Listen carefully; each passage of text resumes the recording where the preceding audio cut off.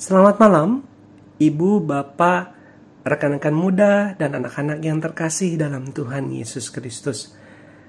Semoga kita semua dalam keadaan sehat dan tetap bersukacita setelah beraktivitas sepanjang hari ini.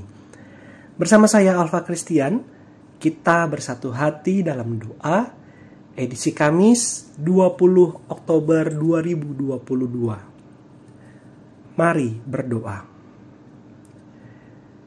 Ya Allah, ajarlah kami taat pada setiap firman-Mu yang sudah kami baca dan renungkan. Amin. Mari kita membaca Alkitab dari 2 Timotius 3 ayat 1 sampai 5, dilanjutkan ayat 8. Saya akan baca bagi kita semua. 2 Timotius 3 ayat 1. Ketahuilah bahwa pada hari-hari terakhir akan datang masa yang sukar. Manusia akan mencintai dirinya sendiri dan menjadi hamba uang. Mereka akan membual dan menyombongkan diri. Mereka akan menjadi pemfitnah. Mereka akan berontak terhadap orang tua dan tidak tahu berterima kasih.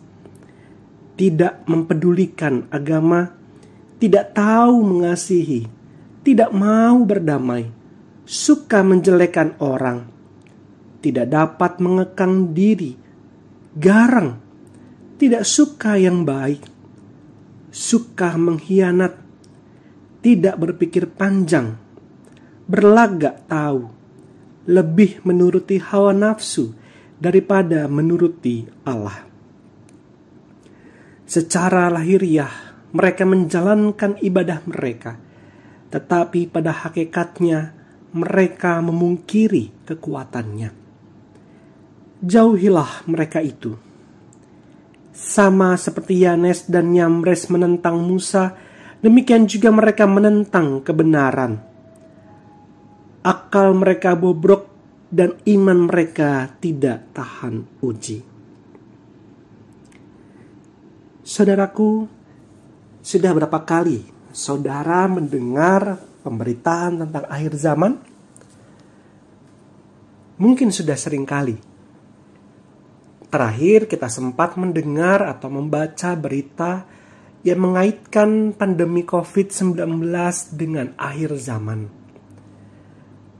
Pandemi ini memang membawa derita dan duka bagi banyak orang, bahkan bagi dunia secara keseluruhan. Namun, apakah pandemi ini merupakan tanda-tanda akhir zaman? Saya tidak tahu. Yang pasti pandemi ini hampir berakhir dan berubah menjadi endemi. Mari kita terus berharap dan berusaha.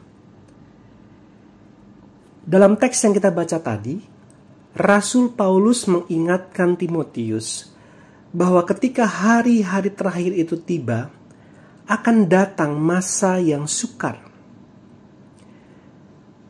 Namun, bagi Paulus yang jauh lebih penting adalah dampak dari itu semua, yaitu timbulnya sikap atau perilaku hidup manusia yang semakin jauh dari kebenaran Allah. Misalnya, mencintai diri sendiri, menjadi hamba uang, membual dan menyombongkan diri, dan seterusnya. Manusia dengan sikap atau perilaku semacam itu disebut Paulus memiliki akal yang bobrok dan iman yang tidak tahan uji menghadapi masa yang sukar. Bagaimana dengan saudara dan saya? Ketika pandemi COVID-19 ini mendatangkan derita dan duka dalam hidup kita, apakah saudara dan saya termasuk orang-orang percaya dengan sikap atau perilaku yang dimaksud Paulus tadi? Saya harap tidak. Hanya ada satu cara agar kita tidak menjadi orang-orang percaya yang memiliki akal yang bobrok dan iman yang tidak tahan uji menghadapi masa yang sukar, yaitu taat pada setiap firman Tuhan yang sudah kita baca dan renungkan. Rasul Paulus menuliskan demikian. Ingatlah juga bahwa dari kecil engkau sudah mengenal kitab suci yang dapat memberi hikmat kepadamu dan menuntun engkau kepada keselamatan oleh iman kepada Kristus Yesus. Segala tulisan yang diilhamkan Allah memang bermanfaat untuk mengajar, untuk menyatakan kesalahan, untuk memperbaiki kelakuan, dan untuk mendidik orang dalam kebenaran Allah. Mari berdoa. Ya Allah, tolonglah kami untuk tetap taat pada setiap firman-Mu yang sudah kami baca dan renungkan.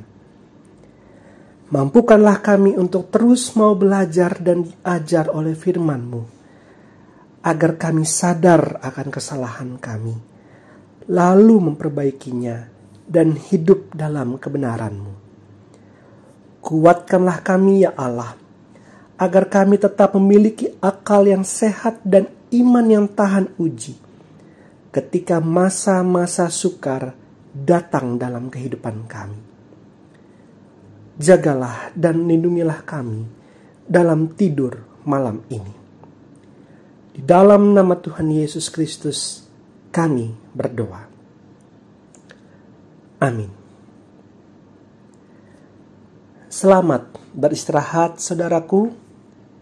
Tuhan Yesus memberkati.